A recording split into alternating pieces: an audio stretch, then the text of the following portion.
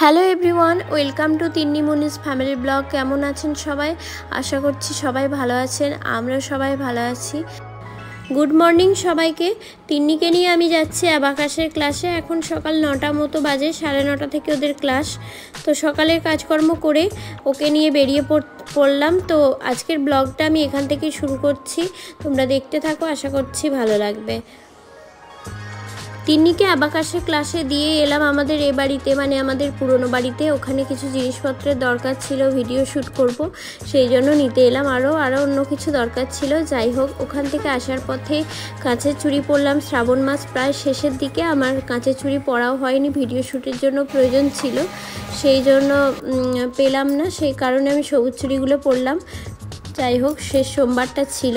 তারপর বাড়িতে এসে এখানে মোছামুছি করছি, কারণ আমাদের যে আর এক কাজের পিসি থাকে, তো ও আসেনি, ছেলের শরীর খারাপ, সেই কারণে ঘরগুলো সমস্ত মুছে নিচ্ছি।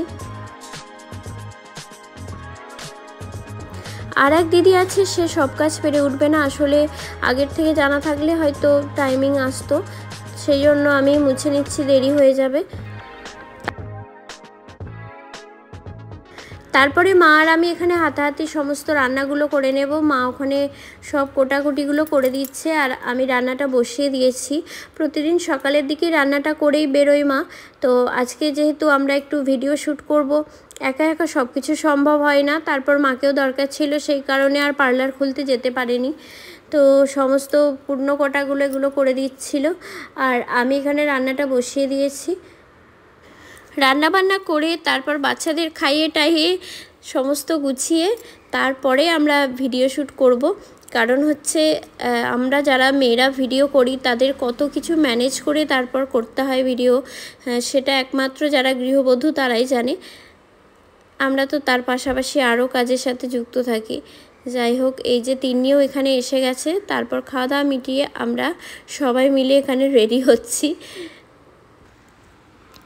তোমরা হয়তো দেখেই বুঝতে পারছো যে আমরা কি ধরনের ভিডিও শ্যুট করব বলে রেডি হচ্ছি।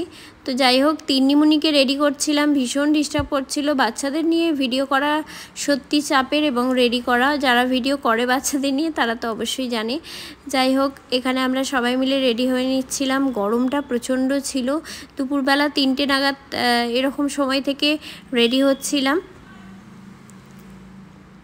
আমাদের যে কোনো ভিডিও শ্যুট করার আগে আমাদের কোনো রকম প্ল্যানিং থাকে না, আসলে প্ল্যানিং করার মতো সেরকম সময় হয়ে ওঠে না। তো রেডি হয়ে নিয়ে তারপর গান সিলেক্ট করেছিলাম। সত্যি আজ আমরা স্বাধীন ভারতীয়রা কত নিশ্চিন্ত। আজকে একদিন এই স্বাধীনতার জন্য কত বিপ্লবীরা দেশে রক্ত ঝরিয়েছে, সেগুলো মনে পড়লে গা শিউরে ওঠে। কিন্তু তাদের জন্য আমরা আজকে অনেক নিরাপদভাবে বেঁচে থাকি। তো তাদেরকে ভীষণ মন থেকে আমরা সবাই ভালোবাসি, সবাই শ্রদ্ধা করি। আমরা হয়তো সোশ্যাল মিডিয়া না থাকলে সেই ছোটোবেলার দিনগুলোতে যেভাবে স্বাধীনতা দিবস পালন করতাম স্কুলে গিয়ে, সেইগুলো হয়ে হয়তো থেমে যেত, আমাদের বাচ্চারা যেত। কিন্তু এখন সোশ্যাল মিডিয়ার দিনে আমরা এখনও ভারত মাতার জন্য মানে ভিডিও বানাচ্ছি, সেগুলোর সাথে টাচে আছি, এটাই অনেক ভালো লাগে। আগের বছরেও বানিয়েছিলাম এবং প্রজাতন্ত্র দিবসের সময়ও করেছিলাম। তো এগুলো ট্রেন্ডিং চলে বলে আমরা যারা ইউটিউবার তাদের করতে হয়। তো অনেকে এটা নিয়ে ছেলে খেলা করে, মানে আমি ইনস্টাগ্রামে দেখছি, মানে বিভিন্ন রকম সুন্দরভাবে আমাদের দেশের প্রতি রেসপেক্ট জানিয়ে ভিডিও করছে। আবার কিছু জন সেগুলোকে খুবই মানে নিম্নমানের ভিডিও করছে। তাদের কাছে একটাই রিকোয়েস্ট যে দেশের প্রতি শ্রদ্ধা জানিয়ে তোমরা নাচ করছো বা যাই করছো, সেটার মধ্যে একটু ভদ্রতা নম্রতা রাখার চেষ্টা করো, এটাই বলার। আগের বছর তিন্নি অনেকটা ছোট ছিল, তো ভারত মাতা সাজিয়েছিলাম, তার সেই ভিডিওগুলো অনেকেই দেখেছো। এবছরে খুব সিম্পলের মধ্যে করেছে, এটা ওর একটা স্কুল ড্রেস। আমাদের শৈশবটা কেটেছিল অন্যরকম, আর এখন বাচ্চাদের শৈশব কাটে বাড়ির মধ্যেই। বেশিরভাগ গ্রামের বাচ্চারা সঙ্গ পায়, কিন্তু আমাদের মতো বাড়িতে সেরকম বাচ্চারা কারোর সাথে মিশতে না পায়। তো সেই কারণে আমাদের সবসময় ওদেরকে সঙ্গ দিতে হয়। মুন্নিও ভীষণ এক্সাইটেড। তিনি আমাকে বারবার জিজ্ঞেস করে ইন্ডিপেন্ডেন্স ডে সম্বন্ধে। আমি ওকে যতটুকু জানি ততটা বলি, ওকে গানগুলো শোনাই। যতবারই আমি ওকে দেশ সম্বন্ধে গান শোনাই, আমার সত্যি চোখে জল এসে যায়। তো তিনি আমাকে বলে, মা তোমার চোখে কেন জল এসে? আমি ওকে বলি যে বড় হ, সব বুঝতে পারবি, তুইও ফিল করতে পারবি। ভারত আমার ভারতবর্ষ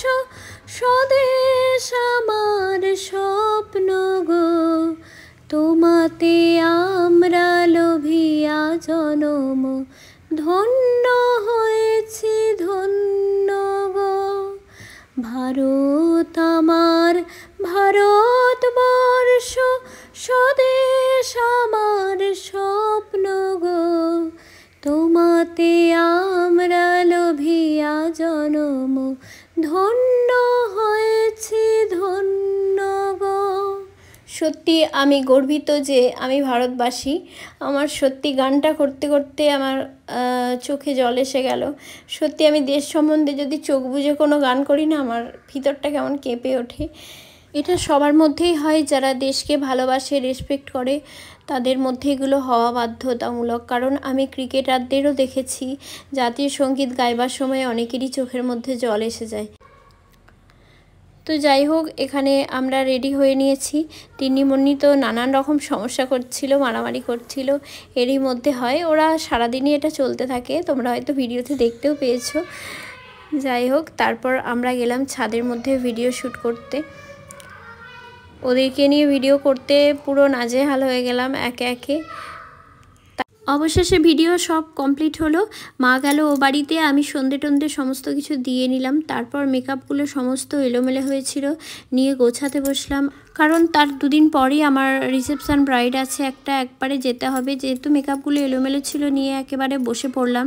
পরে গোছাতে গেলে এলোমেলো হয়ে যায়, বা কোনো ঢাকনা খোলা থাকলে মেকআপ নষ্ট হয় বা লিপস্টিক নষ্ট হয়। তারপর এটা হচ্ছে একদম স্বাধীনতা দিবসের দিন সকালে মুন্নির স্কুলে যাচ্ছি। তিন্নির স্কুল যেহেতু অনেকটা দূরে, তো তিন্নিকে পাঠানো সম্ভব নয় অত সকালবেলা, বা আমারও যাওয়া সম্ভব ছিল না। সেই জন্য মুন্নির স্কুলে ওকে নিয়ে গেলাম। তো এখানে পতাকা উত্তোলন হচ্ছিল, শহীদদের চরণে ফুল নিবেদন করলাম। চারিদিকে জয় হিন্দ, বন্দে মাতরম স্লোগান হচ্ছিল। মুক্তির মন্দির সোপানতলে কত প্রাণ হলো বলিদান, লেখা আছে অশ্রু জলে কত বিপ্লবী বন্ধু রক্তে রাঙা, বন্দিশালায় ওই শিকল ভাঙা, কত বিপ্লবী বন্ধু রক্তে রাঙা, বন্দিশালায় ওই শিকল ভাঙা। তারা কি ফিরবে আর, তারা কি ফিরবে আর, সুপ্রভাতে কত তরুণ অরুণ গেছে অস্তাচলে, মুক্তির মন্দির সোপানতলে কত প্রাণ হলো বলিদান। যাই হোক, অনেক ভালো লাগলো। তারপর আমরা সবাই মিলে বাড়ি ফিরে এসে, বৃহস্পতিবার ছিল, পুজো করলাম। তো ভিডিওটা কেমন লাগলো অবশ্যই জানিও। তারপর দুপুরের দিকে এই রিলসটা করেছিলাম। তো ভালো লাগলে অবশ্যই একটা লাইক কমেন্ট করবেন। দেখা হচ্ছে নেক্সট ভিডিওতে। সবাই ভালো থাকবেন, সুস্থ থাকবেন।